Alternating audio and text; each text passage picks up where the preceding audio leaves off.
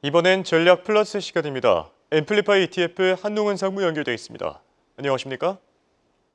네, 안녕하십니까. 앰플리파이 ETF의 한동훈입니다. 네, 오늘은 특별히 이 신선한 얘기를 준비하셨다고 들었는데요. 현금 흐름이 우수한 기업에 대한 내용 준비하셨다고 들었습니다. 혹시 예상대로 금리가 움직이지 않고 있기 때문입니까? 그렇죠. 네, 향후 금리 환경에서 금융 환경의 방향성에 가장 중요한 것이 금리죠, 바로. 현재 미국의 금리가 5.25, 5.5%이 사이에 있죠. 근데 연준의 금리 점도표를 보게 되면은 24년도에 한 차례, 25년도에 네 차례, 뭐 26년도에 네 차례 한 225bp 정도 인하를 예상을 하고 있죠. 지난 3월과 비교를 해보면은 3월 같은 경우에는 올해 금리 인하를 3번 정도, 75bp 정도 예상을 하고 있었던 거에 비해서는 상당히 인하 시점이 조금 늦어졌고 금리 인하 속도도 조금 역시 더뎌지고 있다는 것이 사실입니다. 일부 유럽 국가들은 이미 금리 인하를 발표를 하고 있죠. 반면에 미국은 여전히 조심스러운 상황인데요. 최근에 발표된 물가 지표가 예상치에 부합하거나 낮아지면서 안정감을 주고 있지만 여전히 3%대에 계속 머무르고 있죠. 그리고 이제 경제 같은 경우도 유럽보다도 상당히 견고하고 고용 시장도 견고하다 보니까 거기다가 여전히 이제 지정학적 위기들이 이스라엘, 중동, 러시아, 우크라이나가 있다 보니까 에너지 관련된 불확실성도 좀 있고요. 트럼프, 바이든 이 두 정부가 대통령 후보가 결국은 재정 확 지출 확대에 대해서 공약을 내주고 있다 보니까 연준의 목표치인 2%에 부합하기에는 예상보다는 좀 오래 걸리지 않겠느냐라는 그런 걱정들이 좀 있습니다. 네, 실제로 오늘 연준 위원들도 금리 인상 리스크를 경고하면서 금리가 생각보다 더 높아질 수 있다 이렇게 얘기하기도 했었거든요.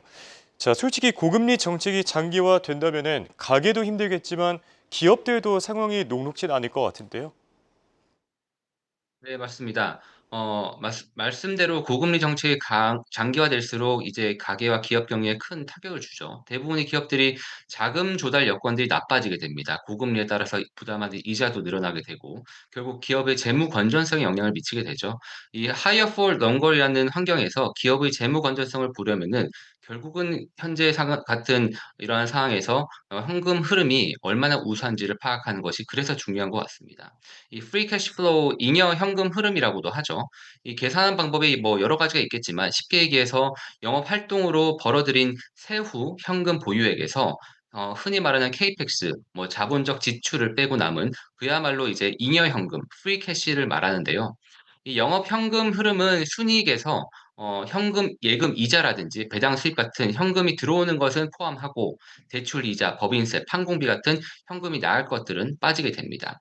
거기에다가 이제 이런 거기에다가 자본적 지출 뭐 그 기업을 운영하기 위해서 필요한 건물, 장비, 기계, 토지, 부동산 구입 이런 것들이 있죠. 이것들을 빼고 남은 것이 이제 현금인데 기업의 재무 건전성을 파악하는 지표는 많이 있겠지만 이런 프리 캐시 플로우 지표는 이런 불확실성이 많은 그런 상태에서 재무 건전성을 파악하는 아주 중요한 지표이지 않을까 싶습니다.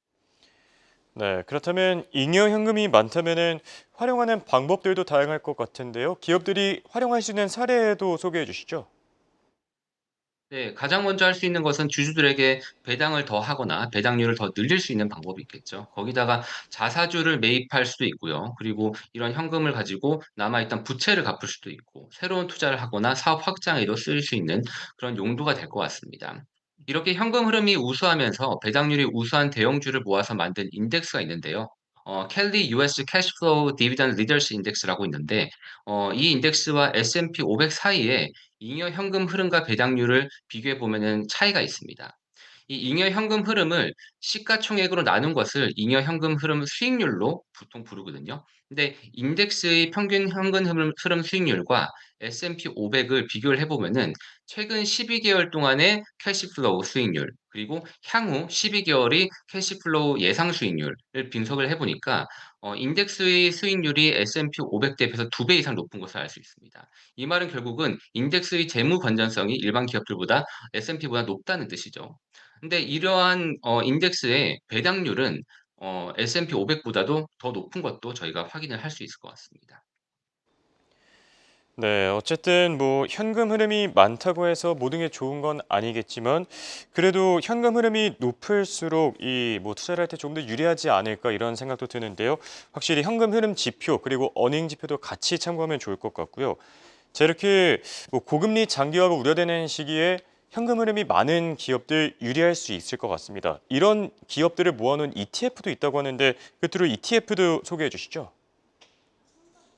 프리 캐시플로우가 우수한 기업에 투자하는 ETF도 한 3 가지 정도가 있는데 정말 말씀 잘 주셨는데 이런 ETF 같은 경우는 프리 캐시플로우를 당연히 스크린하지만 거기에 기업의 어닝 실적까지 스크리닝하는 ETF들이 다 3 가지에 해당된다고 볼 수 있겠습니다.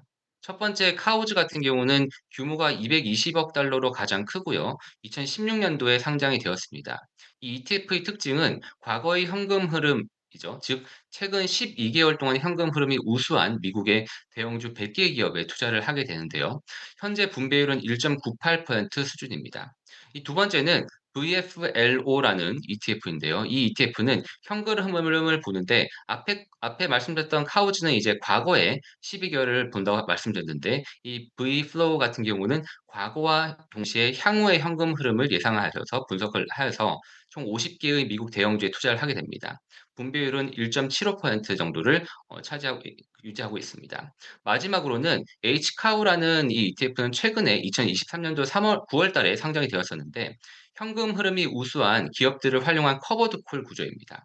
과거와 미래의 현금 흐름이 우수한 미국 대형주를 보유하면서 S&P 500 지수의 콜옵션을 매도하는 그런 구조를 가지거든요. 그래서 이 지수 콜옵션의 매도 같은 경우는 만기 2주짜리를 활용하면서 매일 콜옵션을 매도를 하는 그런 특징을 가지고 있습니다. 이를 통해서 캐시플로우에서 받는 기업들의 배당금과 커버드 콜 프리미엄을 통해서 받는 분배율을 합해서 현재 7.94%로 가장 높은 분배율을 갖고 있습니다. 네, 이렇게 오늘은 현금 흐름이 우수한 기업들까지 살펴봤습니다. 지금까지 도움 말씀에 한동훈 앰플리파이 ETF 상무였습니다. 감사합니다.